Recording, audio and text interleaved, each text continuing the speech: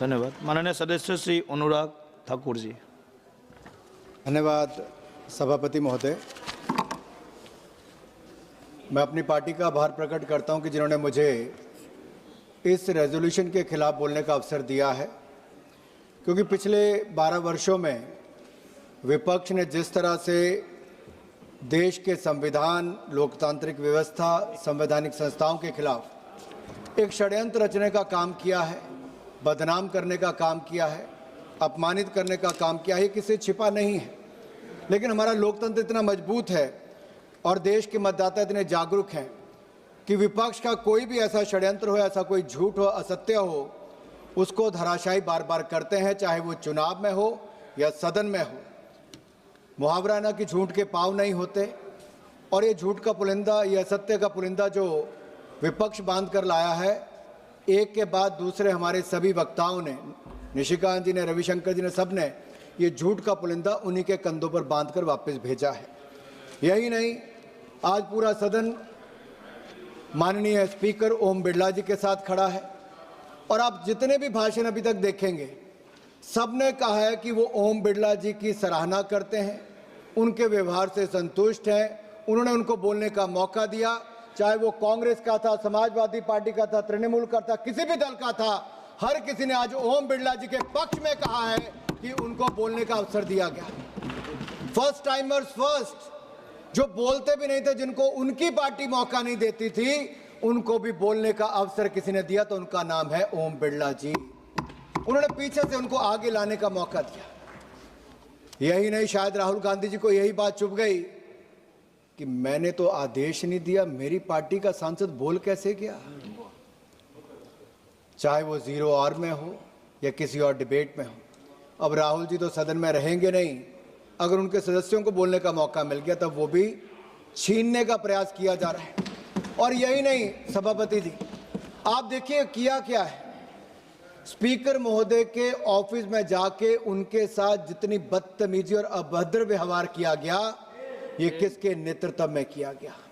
कांग्रेस के कौन कौन नेता वहां मौजूद थे?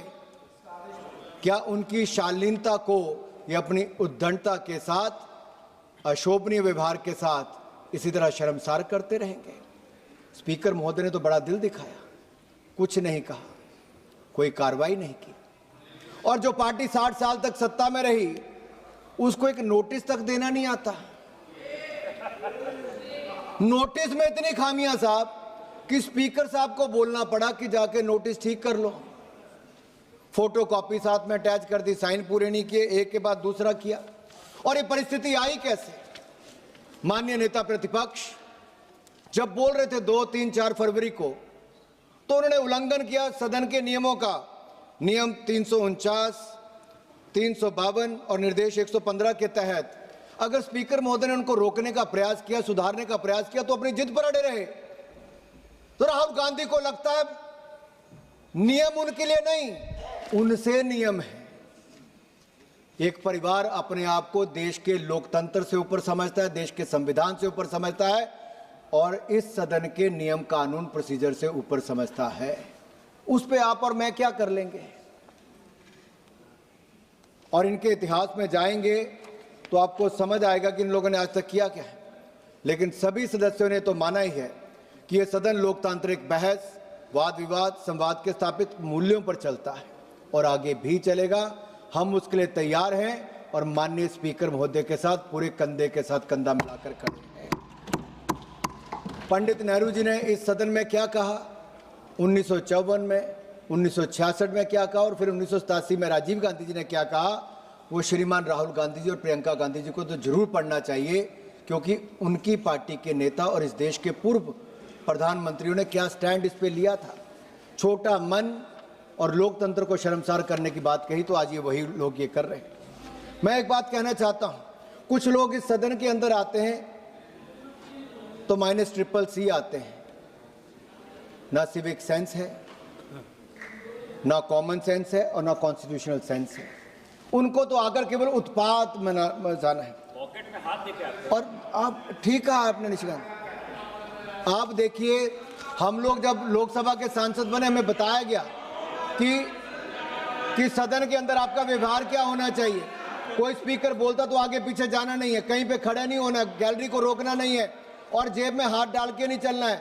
लेकिन वो सारे के सारे नियमों को तोड़ने का काम आज एक व्यक्ति करता है, वो लीडर ऑफ प्रोपेगेंडा है, क्योंकि उनको तो न्यूज में रहना है। ये फोमो गांधी जो है ना, फोमो गांधी, ये फोमो गांधी, फोमो मतलब फियर ऑफ मिसिंग आउट। इनको डर लगता है कि मैं हेडलाइन से हट ना जाऊं।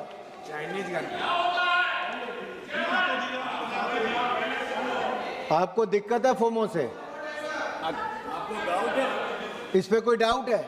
जब सदन चलता है तब बोलते नहीं, बाहर जाके कुछ भी बोलते हैं। इतना जरूर कहूंगा सर, ये सदन रूल बुक से चलेगा, सोरोस की टूल किट से नहीं चलेगा। ये जो बाहर से विदेशों से इनको लिख कर आता है कि उसकी टूल किट, वैसा नहीं चलेगा। माननीय प्रधानमंत्री जी ने 4-5 दिन पहले कहा कि ओम बिरला जी के विषय में बताते हैं प्रधानमंत्री जी कि अहंकारी और उत्पाती छात्रों को ठीक करना ओम बिरला जी को आता है। और ये अहंकारी उत्पाती छात्र कौन है? एक बड़े घराने से आने वाले छात्र ने खुद तो पिटीशन पे साइन नहीं किया। मैं आपसे पूछता हूं कि उन्होंने पिटीशन पे साइन किया क्या? उत्पाती छात्र ने नहीं किया।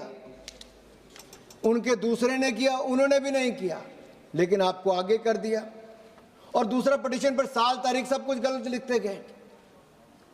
और सर यही नहीं, वो कहते हैं इन्हें प्रिंसिपल नापसंद है क्योंकि प्रिंसिपल स्कूल में पढ़ाई चाहता है।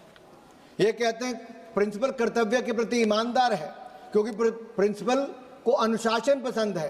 प्रिंसिपल रूल बुक के हिसाब से स्कूल को चलाना चाहता है। प्रिंसिपल इन अहंकारियों उत्पातियों के सामने झुकता नहीं क्योंकि प्रिंसिपल ने कह दिया है कि स्कूल को मर्यादा से चलाऊंगा, परंपरा से चलाऊंगा, इन बड़े घर वालों के आगे झुकूंगा नहीं, रूल बुक से ही इसको चलाऊंगा। तो सुन लीजिए, आप में से किसी को अगर प्रिंसिपल पसंद नहीं तो आप स्कूल बदल सकते हैं क्योंकि प्रिंसिपल तो ओम बिरला जी ही रहने वाले हैं। और ये तो उत्पाती छात्र को उस समय ठीक कर दिया होता जब ये इनकी अपनी सरकार थी, तो उस समय के प्रधानमंत्री के हाथ से जिस तरह से ऑर्डिनेंस छीनकर भरे चौराहे पर अपनी सरकार के ऑर्डिनेंस को फाड़कर मनमोहन सिंह पर फेंक दिया था, तो शायद उस समय अकल आ गई होती। लेकिन इनका इतिहास ही ऐसा है सर। इतिहास पर मैं क्या जाऊं। अगर आप देखिए 1960 में राष्ट्रपति भाषण पर अगर 2 लोगों ने बीच में खड़े होकर बोल भी दिया तो उनको निकाल ही दिया, उनकी सदस्यता खत्म कर दी कांग्रेस पार्टी ने। 1966 में मनीराम बागड़ी को किसानों के मुद्दे को उठाने के लिए आपने सस्पेंड करवा दिया। 1975 में सुब्रमण्य स्वामी जी भेष बदलकर, क्योंकि किस तरह का समय था, बदलकर आए तो उनको गिरफ्तार करके ले गए, उनको भी भागना पड़ा, अपनी जान कैसे बचानी पड़ी। यही नहीं, पार्था सारथी जी को अखबार से पता चला कि अब वो फॉरेन सेक्रेटरी नहीं रहे, ये इनकी सरकार थी। और जय बेंगाल राव जी को जो मुख्यमंत्री थे, उनको क्या हुआ? जब वो प्रधानमंत्री जी को रिसीव करने गए तब जाके एयरपोर्ट पे पता चला कि वो तो मुख्यमंत्री नहीं रहे। यही नहीं, LK झा जब प्रधानमंत्री के साथ विदेश यात्रा पर गए तब विदेश जाके पता चला कि वो अब प्रिंसिपल सेक्रेटरी नहीं रहे और उनको वापस आने के भी लाले पड़ गए। इस तरह से आपकी सरकारें चलती थी, बंद कमरे में आप लोग निर्णय करते थे। और यही नहीं साथ, एक के बाद अगर आपके पुराने इतिहास पर नजर मारी जाए तो लोकतंत्र को आप बचाने की बात करते हो।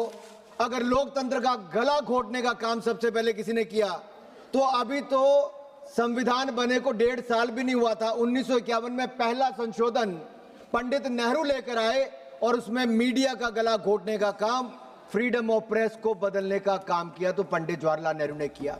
उसके बाद उनकी पुत्री ने, श्रीमती इंदिरा गांधी जी ने एक नहीं अनेकों संशोधन कर डाले। 42वें संशोधन में तो इतने संशोधन कर दिए कि हिंदुस्तान का कॉन्स्टिट्यूशन नहीं, वो कॉन्स्टिट्यूशन ऑफ इंदिरा बन के रह गया। आपने प्राइम मिनिस्टर, स्पीकर, इनके खिलाफ जुडिशियल स्क्रूटनी को खत्म करवा दिया। आपने तो लोकतंत्र के गले को घोटने का काम किया। 5 साल की टर्म को 6 साल का कर दिया। 1 लाख से ज्यादा प्रतिपक्ष के नेताओं को, विपक्ष के नेताओं को जेल में डाल दिया गया, नसबंदी करवा दी गई, मीसा लगा दिया गया। और यही नहीं, जब इसी सदन में लोकसभा में शिवराज पाटिल जी डिप्टी स्पीकर के रूप में थे 1990 में, तो आपके चीफ व्हिप पीजे कुरियन ने उनके हाथों, उनके सामने जाकर किस तरह से हाथापाई की, किस तरह से दिल्ली यूटी बिल को फाड़ा गया और उनकी जान तक बनाई थी। और 2012 में आपके ही मंत्री ने राज्यसभा में चेयरमैन के कान में जाके फूंक मार दी कि हाउस को एडजॉर्न कर दीजिए। आप इस तरह से तो सदन चलाते थे। आप लोकतंत्र का पाठ पढ़ाने आए हो, आप हमें कानून नियम बताने आए हो। और यही नहीं, 637 में से 456 ऑर्डिनेंस आप लोग लेकर आए। सदन आने से 2-2 दिन पहले आप लोग ऑर्डिनेंस लेकर आते थे। और तो और मुझसे पूछा गया कि क्या नेता प्रतिपक्ष ऐसे ही होते हैं? नहीं, ऐसे नहीं होते।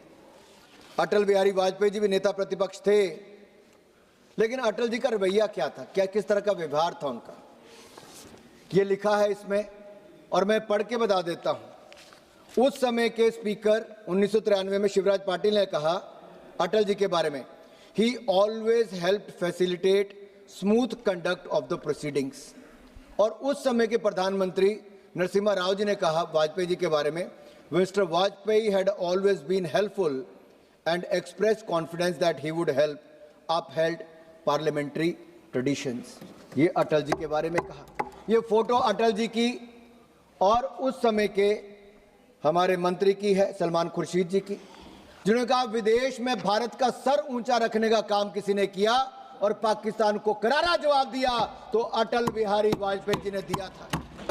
लेकिन आज नेता प्रतिपक्ष लीडर ऑफ प्रोपेगेंडा बन गए हैं। वो विदेश में जाते, किसी देश में जाएं, भारत के खिलाफ बात करते हैं, भारत के लोकतंत्र को तोड़ने की बात करते हैं, भारत की सेनाओं के खिलाफ बात करते हैं और कहते हैं उनकी लड़ाई इंडियन स्टेट के खिलाफ है। तो क्या आप सबकी लड़ाई भी इंडियन स्टेट के खिलाफ है? क्या भारत के खिलाफ आप लड़ाई लड़ रहे हो? तो आईएसआई और इंडियन नेशनल कांग्रेस में फर्क क्या है? आईएसआईएस और आप में फर्क क्या है? अगर भारत के खिलाफ आपकी लड़ाई है तो ये कैसी लड़ाई है? और आपके नेता प्रतिपक्ष अगर इस तरह की बात करते हैं तो कई सवाल खड़े करते हैं। Leader of opposition Sushma Swaraj ji और अरुण जी भी थे, निशिकांत जी, मैं उस समय, हम लोग सांसद भी थे। क्या नहीं हम करते थे? हम सहयोग करते थे सत्ता दल का, बिल पास कराने से लेकर बाकी चर्चाओं में भाग लेने तक। और एक बार जब चर्चा हुई, अरुण जी ने उस पर बात कही तो प्रणब मुखर्जी ने कहा, क्या कहा? भाषण के दौरान वित्त मंत्री प्रणब मुखर्जी ने भाजपा के नेता से एक सूक्ष्म कानूनी बिंदु को स्पष्ट करने का अनुरोध किया और बाद में अरुण जेटली जी, सुषमा जी और अडवाणी जी ने मिलकर उस प्रस्ताव को तैयार करके सत्ता पक्ष की मदद की। ये हम लोग विपक्ष में थे, देश हित में काम करते थे और कोई बिल सरकारी कामकाज को रुकने नहीं देते थे, अटल जी का समय हो या उसके बाद का समय हो। पेंशन फंड में इनके पास संख्या नहीं थी, हाँ, कम्युनिस्ट ने डिवीजन मांग लिया, बिल्कुल सपोर्ट कर। कम्युनिस्ट आपके खिलाफ हुए, लेकिन हमने फिर भी देश के हित में पेंशन फंड के टाइम पे आपके साथ चले। यही नहीं, आप महिला शक्ति की, आप कहते हो कि महिलाओं के बारे में हमने ठीक नहीं कहा। आज चेयर पे भी महिला बैठी है, मैं पूरे सम्मान के साथ आपके सामने कहना चाहता हूं, इस देश की महिलाओं को धुएं से मुक्त करने के लिए रसोई गैस का सिलेंडर 13 करोड़ दिए तो नरेंद्र मोदी जी ने दिए। 10 करोड़ शौचालय बनाए तो मोदी सरकार ने बनाए और 13 करोड़ घरों को नल से जल देने का काम किया तो मोदी सरकार ने किया। यही नहीं, 60 करोड़ लोगों को मुफ्त में 5 लाख का इलाज, प्रमुखता बहनों को 4 करोड़ पक्के मकान, तो उसमें 75% बहनों को दिया। मुद्रा योजना में भी बहनों को सबसे बड़ा लाभ दिया और अब 33% आरक्षण पार्लियामेंट से लेकर विधानसभा तक किसी ने दिया तो नरेंद्र मोदी की सरकार ने दिया। और नरेंद्र मोदी जी के घिराव के लिए षड्यंत्र किसने रचा? मैं लीडर ऑफ ऑपोजिशन से पूछना चाहता हूं, चुना किसको? अरे पहले आप जाकर टुकड़े टुकड़े गैंग के साथ खड़े हो गए, जो देश का नामो निशान मिटाना चाहते थे उनके साथ राहुल गांधी जाकर खड़े हो गए। और जो बोटी बोटी नोचने की बात प्रधानमंत्री की करता था, उसकी जिम्मेदारी आपने यहां पे लगा दी। महिला सांसदों को बताओ कि कैसे जाना है प्रधानमंत्री की कुर्सी के पास, कैसे जाना है। ये बोटी बोटी नोचने वाले सांसद को आपने ये कहने पे लगा दिया कि कैसे करना है। नहीं कहा क्या बोटी बोटी नोचना? आपका ही सांसद है। अरे महिलाओं के बारे में क्या प्रियंका जी आई थी यहां तक? राहुल जी पिटीशन पे साइन नहीं करते, रेजोल्यूशन पे साइन नहीं करते, प्रियंका जी करती नहीं, लेकिन आप सब लोगों को वेल में कूदने के लिए बोलते हैं, बलि का बकरा बनाते हैं। आपको जो व्यक्ति बोलने का अवसर देता हूं बिरला जी, उसके खिलाफ आप अविश्वास प्रस्ताव लाते हो। इससे बड़ा दुर्भाग्य क्या होगा?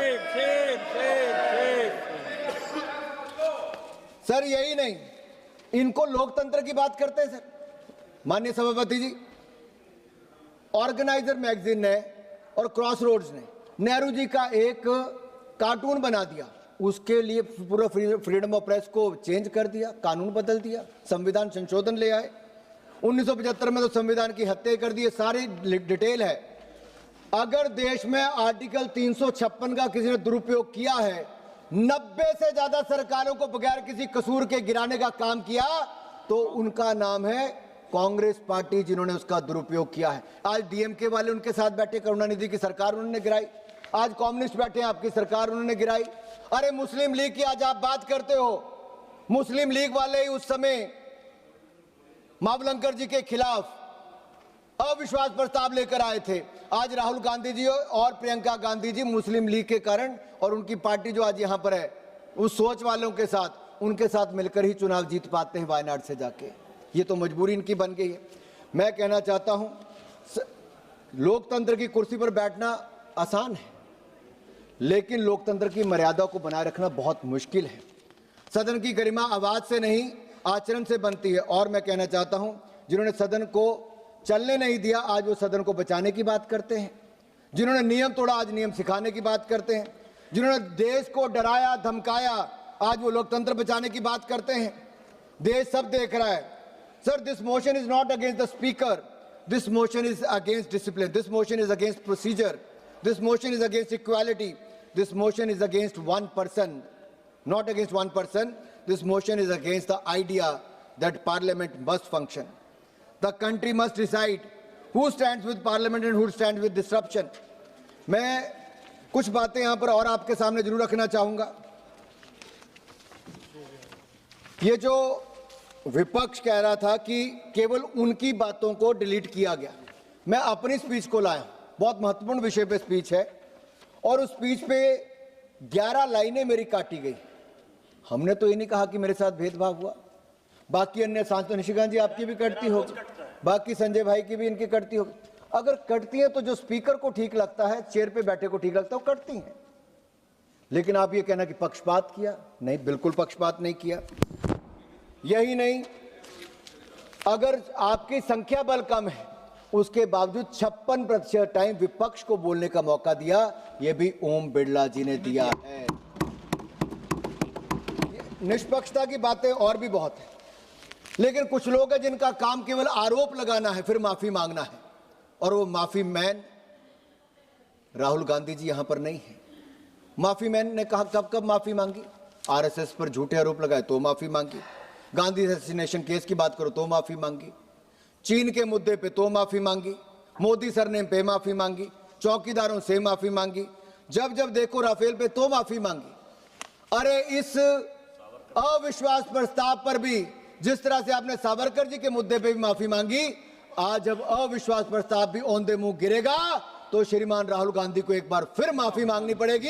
ये माफी मैन को माफी बनाने के लायक ये टूल किट जो आपको मिलती है सोरस से और अंकल सैम से, ये आपका काम केवल हिंदुस्तान को दुनिया भर में बदनाम करने का हो गया है। लेकिन नियत बुरी हो तो वक्त लेता है मुंह फेर, नियत बुरी हो तो वक्त लेता है मुंह फेर, हर एजेंडा हो जाता है ढेर, और कहने को आए बड़े बब्बर शेर। बब्बर शेर कहां के बब्बर शेर? ये राहुल गांधी जी का एजेंडा देखिए, ये बार बार गोल पोस्ट चेंज करते हैं अध्यक्ष महोदय। कभी कहते हैं चौकीदार चोर है, कभी कहते हैं इलेक्शन कमीशन में खोट है, कभी राफेल का मुद्दा लाते हैं, कभी पैगासस का लाते हैं, कभी कुछ कहते हैं, कभी स्पीकर पर आरोप लगाते हैं। अब जब इस पे कल चर्चा होनी थी तो इन्होंने पूरा सदन नहीं चलने दिया। क्यों नहीं चलने दिया? क्योंकि कल कहते थे हमें विदेश नीति पर लाना है, जब विदेश नीति की बात आएगी तो कहे हमें इलेक्शन कमीशन पे आना है। मूल बात यह है, इनको चर्चा से भागना है, झूठे आरोप लगाने हैं, केवल सुर्खियों में बने रहना है और इन्हें कुछ नहीं करना है। ये इन्होंने अपने नेताओं के साथ क्या किया? नरसिम्हा राव जी का उदाहरण देखिए, देश के प्रधानमंत्री थे, कांग्रेस पार्टी से आते थे, अटल जी ने पूरा मान सम्मान दिया, लेकिन उनकी मृत्यु के बाद और उनके जीते जीते भी सोनिया गांधी जी हो या कांग्रेस पार्टी, उनको जितना अपमानित करने का काम किया वो कांग्रेस पार्टी ने नरसिम्हा राव के साथ किया। सीताराम केसरी जी की लुंगी या धोती खोलने का काम किसने किया? इन्होंने किया अपने पार्टी के नेता के साथ किया। भाई धर्मेंद्र जी थे इनके राष्ट्रीय अध्यक्ष थे। भाई आप क्या कहते हो? तो बच्चा था तो भदौरिया जी फिर आपने कहा होगा भाई धोती की सीताराम केसरी जी की कांग्रेस ने खोली, तकलीफ आपको होती है। राज पर अटैक करा दिया। आपको तो स्पीकर महोदय बोलने का समय देते ना भदौरिया जी? देते हैं। यही नहीं,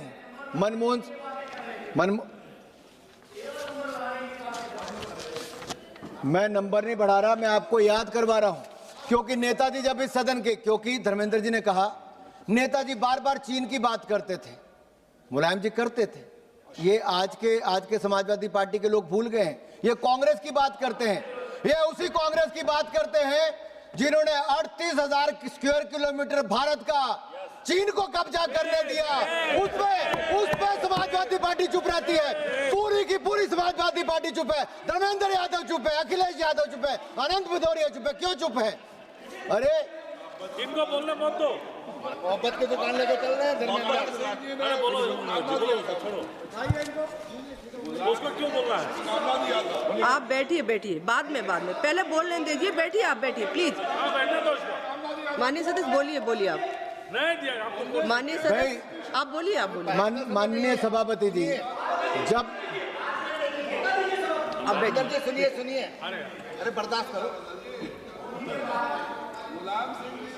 इनके जितने स्पीकर आए कांग्रेस के कसीदे पढ़ रहे थे। मैं आपसे पूछना चाहता हूं, अगर आपको पूरा कांग्रेस के अटैची बन गए। हाँ और यही नहीं, माननीय सभापति जी देखिए दुर्भाग्य क्या है, वो चीन जिसने भारत का 38,000 स्क्वायर किलोमीटर नेहरू जी के समय छीन लिया, जब जब इनकी सरकारें रही वो कब्जे करते चले गए। और आरोप कौन लगाता है? राहुल गांधी जी हमारे ऊपर लगाते हैं, उस सरकार के ऊपर जिस सरकार में 1 इंच भूमि भी चीन को नजर भी नहीं रखने दी गई। और यही नहीं, हमें याद होगा संजय जी, मेघवाल जी, निशिकांत जी, हम सब लोग पिछले 4-5 टर्म से इसी सदन के सदस्य हैं। जब कांग्रेस की सरकार थी तब हमें कहा जाता था चीन पे प्रश्न मत पूछना, इंफ्रास्ट्रक्चर पे मत पूछना। हम पूछते थे क्यों? कहते चीन बुरा मान जाएगा।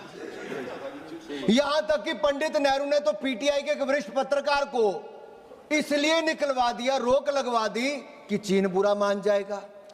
यूनाइटेड नेशन सिक्योरिटी काउंसिल का भारत की सीट चीन को दे दी कि चीन बुरा मान जाएगा। अरे यही नहीं, दलाई लामा जी को शरण यहां पर लेनी पड़ी, लेकिन उनके वहां पर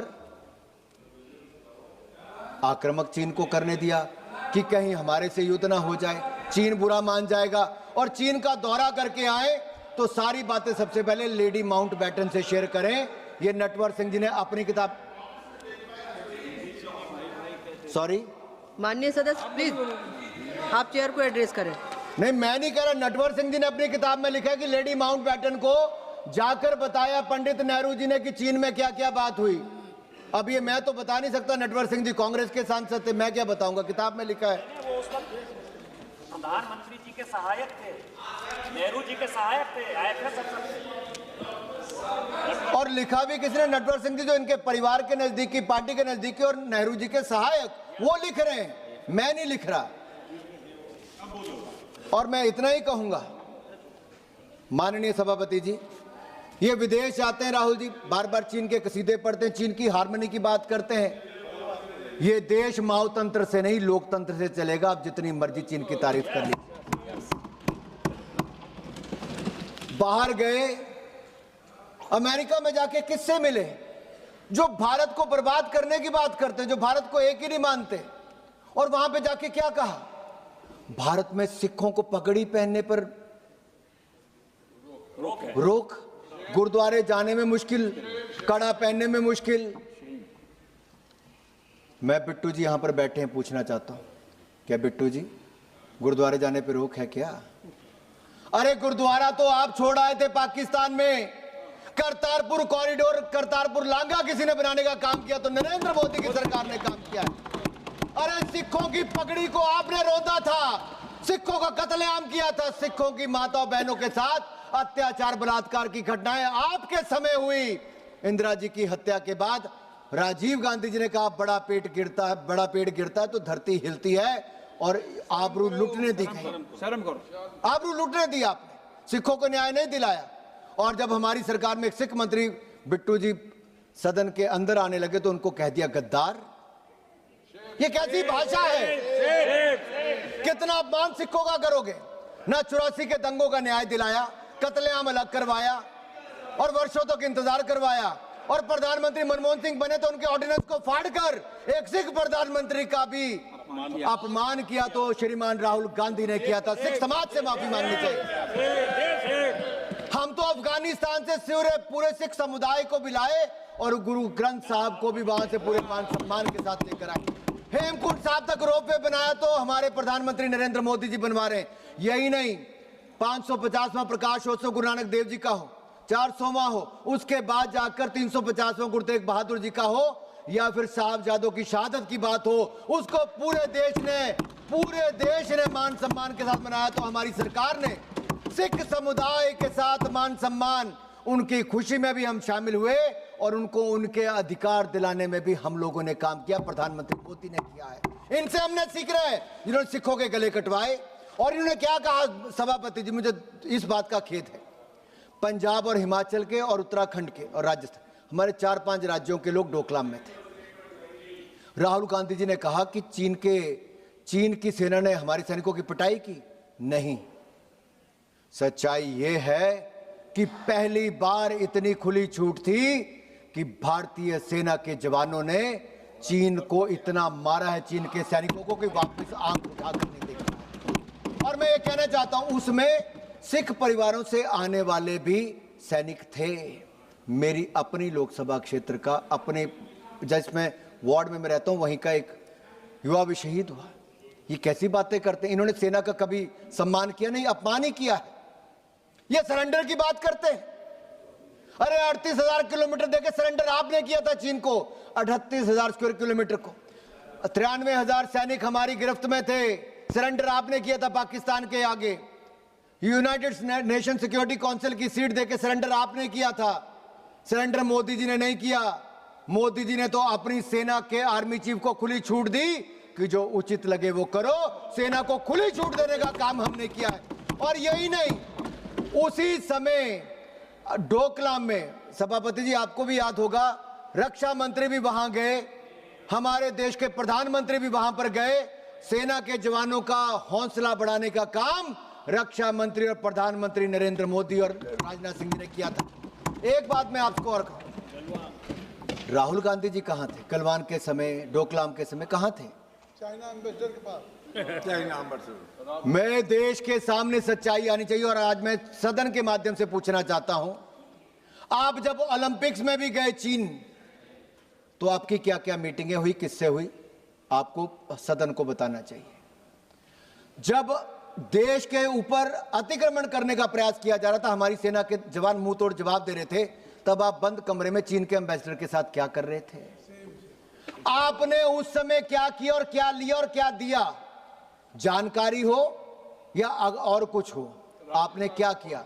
आप देश के साथ नहीं खड़े थे, आप देश की सेना के साथ नहीं खड़े थे, आप चीन के एम्बेसडर के साथ बंद कमरे में क्या कर रहे थे? और मेरा एक बड़ा आरोप और है, और मैं जब मंत्री था मैंने उस समय कहा था कि राजीव गांधी फाउंडेशन में कितना पैसा लिया गया देश को बताना चाहिए। चीन की कम्युनिस्ट पार्टी से कितना पैसा लिया, चीन की सरकार से कितना पैसा लिया, चीन की कंपनियों से कितना पैसा लिया, कांग्रेस पार्टी का फंड और राजीव गांधी फाउंडेशन, इन दोनों को बताना चाहिए।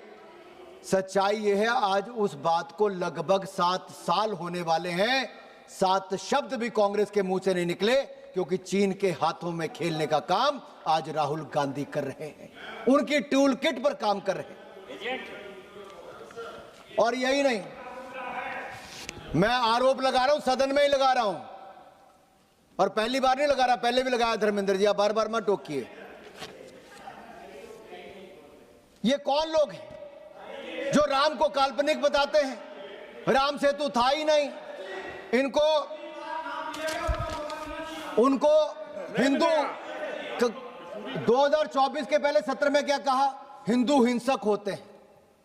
जब इनकी अपनी सरकार थी तब कहा हिंदू टेररिज्म। ये कैसी मानसिकता है? एक सिख मंत्री को गद्दार कहते हैं, हिंदुओं को हिंसक कहते हैं, राम को काल्पनिक बनाते हैं, राम सेतु को मानते नहीं, और नफरत फैलाने का काम कितना करोगे? राहुल गांधी जी और कांग्रेस से पूछना चाहता हूं। और ऊपर से कहते हैं देश के संसाधनों पे पहला हक देश के मुसलमानों का है। ये तुष्टीकरण की राजनीति में कितना नीचे गिरोगे आप लोग। और यही नहीं, मैं बस 3-4 मिनट में अपनी बात को समाप्त करूंगा।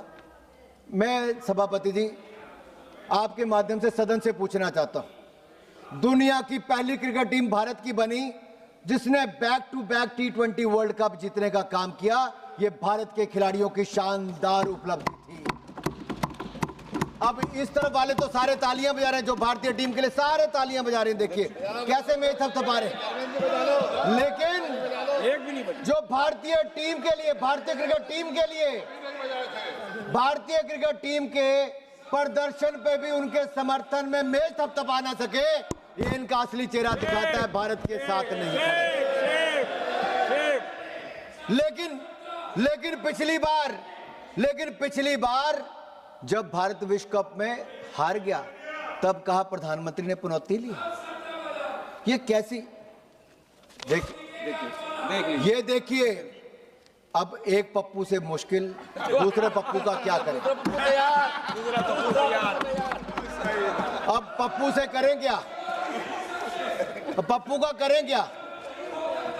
पप्पू का करेंगे। अभी हाल ही में अंदर जाके आए हैं, सदन में आने का मौका मिला, सट्टा बाजार की बात करते हैं।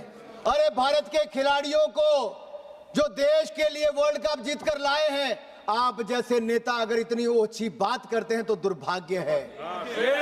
दुर्भाग्य है। आपको माफी मांगनी चाहिए। माफी। इनका बेटा खेलता है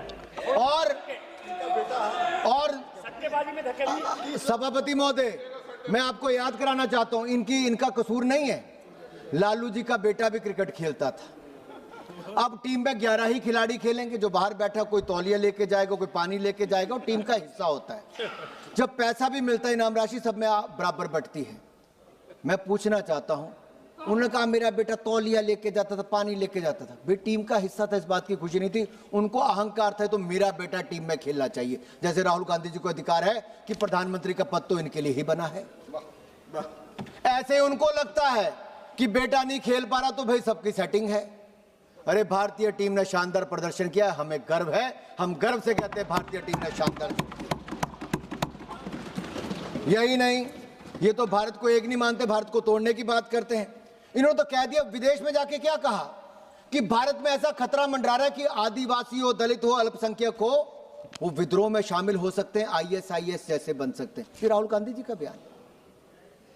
मैं यहां पर बैठे सबसे पूछता हूं, क्या आदिवासियों के ऊपर कोई खतरा है? आज तो देश की राष्ट्रपति आदिवासी समाज से आती है, एक महिला है। हमें इस बात पे गर्व है, हमारी पार्टी ने मौका दिया है। और यही नहीं, लेकिन दुर्भाग्य ये है, ये तृणमूल कांग्रेस वाले अगर पश्चिम बंगाल में राष्ट्रपति जी गई, कभी स्थान बदल दिया, कभी लोगों को आने नहीं दिया, उनके लिए मुख्यमंत्री भी नहीं गई, उनको अपमानित करने का काम किया, तो तृणमूल का। अरे लोकतंत्र में चुनाव आएंगे जाएंगे, लोकतंत्र में चुनाव आएंगे जाएंगे, लेकिन आप संवैधानिक संस्थाओं के संवैधानिक पदों पर बैठे व्यक्तियों को अपमानित करोगे तो देश आपको कभी माफ नहीं करेगा, कभी माफ नहीं करेगा। ये वही ममता बनर्जी है जो अपनी पेंटिंग को, जो हजारों करोड़ का घोटाला करता है, उसको 3-3, 5-5 करोड़ में बेचती हैं। बेचा कि नहीं बेचा भाई? घोटाला हुआ कि नहीं हुआ? आपके लोग एक नहीं 12-12 लोग इनके जेल में गए, तृणमूल कांग्रेस के। ये क्या करते? यही नहीं, कमिश्नर को बचाने के लिए सड़कों पे ममता बनर्जी उतरी। और अब जब जांच एजेंसियां इनकी जांच कर रही थी भ्रष्टाचार की, तो उसके खिलाफ तृणमूल कांग्रेस की मुख्यमंत्री ममता बनर्जी सड़क पे उतर आई, हाथापाई छीनपानी कर ली। ये किस तरह के? सुप्रीम कोर्ट चले गए SIR के खिलाफ। SIR किसके खिलाफ है? SIR उसके खिलाफ है जो भारत के नागरिक नहीं है, जिनको भारत में वोट देने का अधिकार नहीं है। क्या आप चाहते हो विदेशी घुसपैठियों को वोट का अधिकार मिले? मुसलमान जो रोहिंग्या मुसलमान है उनको वोट का अधिकार मिले और आप चुनाव जीतो? इलेक्शन कमीशन ऑफ इंडिया को संविधान ने अधिकार दिया है और इलेक्शन कमीशन ऑफ इंडिया वो ठीक कर रहा है अगर ऐसी जांच कर रहा है तो। और मैं एक कहूंगा, आपके समय तो आपने चंगू मंगू को इलेक्शन कमीशन लगाकर इलेक्शन कमीशन ऑफ इंडिया को पंगू बना दिया था। चंगू मंगू क्यों कहता हूं? एक को इलेक्शन कमीशन में लाए तो बाद में आपने मंत्री बनाया कि नहीं बनाया? MS गिल जी को से खबर करता था। और वो नवीन चावला था जो टॉयलेट से खबर करता था। संजय जी, वो नवीन चावला था। नवीन चावला टॉयलेट से लीक करता था। रिमोट कंट्रोल से आप प्रधानमंत्री मनमोहन सिंह को भी चलाते थे और रिमोट कंट्रोल से इलेक्शन कमीशन को भी चलाते थे। आप अपने समय 12-12 पदों पर खाली छोड़कर देश का आर्मी चीफ अपने रिश्तेदार को बनाते थे। 4-4 जजों को सीनियरिटी में छोड़ के चीफ जस्टिस ऑफ इंडिया बनाते थे। जिसको दिल करे जहां दिल करे नियम तोड़ते थे और आपको कोई पूछता नहीं था। आप संविधान को भी तोड़ने का काम करते थे। मैं इतना ही कहूंगा, हमारे स्पीकर महोदय ने इतना शानदार प्रदर्शन किया है कि आज नए रिकॉर्ड बनाए, लेकिन दूसरी तरफ राहुल गांधी जी का रिकॉर्ड भी है, जिन्होंने 2-2 सदनों में 14वीं-15वीं लोकसभा में तो एक प्रश्न भी नहीं पूछा, 0 प्रश्न पूछा था। कमेटी की मीटिंग में 20% हाजिरी नहीं है, सदन में 50% टाइम नहीं आते हैं और सदन को गुमराह करके अविश्वास प्रस्ताव हमारे ओम बिरला जी के खिलाफ लाते हैं। मैं एक बात जरूर कहूंगा, जो कहते हैं कि पीएम बनना उनका जन्मसिद्ध अधिकार है, भारत की राजनीति में कोई कौसा नौतरा नहीं है। कौसा नौतरा जैसे विरासत में मिलने वाली कोई व्यवस्था नहीं है, जहां सत्ता के कुछ लोग निजी संपत्ति, और मैं इटली की बात कर रहा हूं। कौसा नौस्त्रा का मतलब है आवर थिंग। ये इटली में उत्पन्न एक कुख्यात पारंपरिक माफिया संगठन है। ये परिवारों का एक संघ है जहां पर उनके परिवार के लोगों को उच्च पद मिलता है।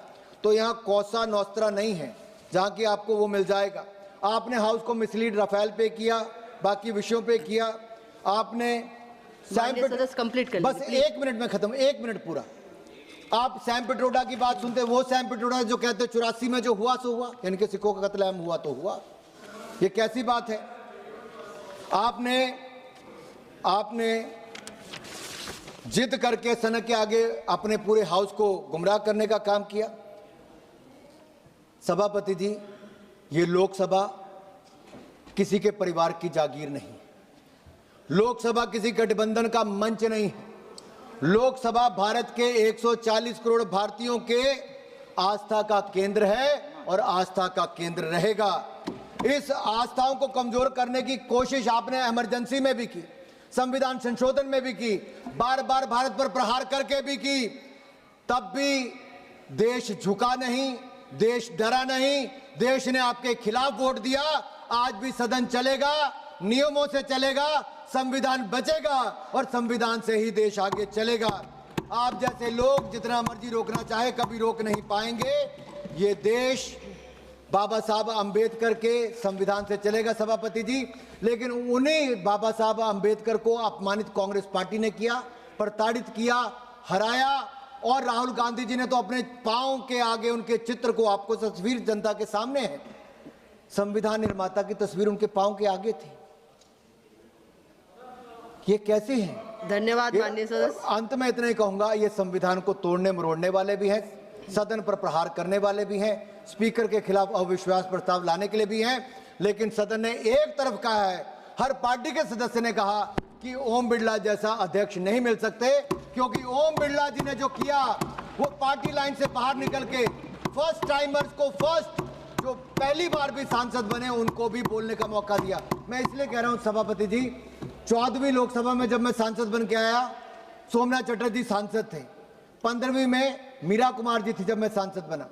उसके बाद स्पीकर थे, फिर सुमित्रा ताई बनी, अब ओम बिरला जी है।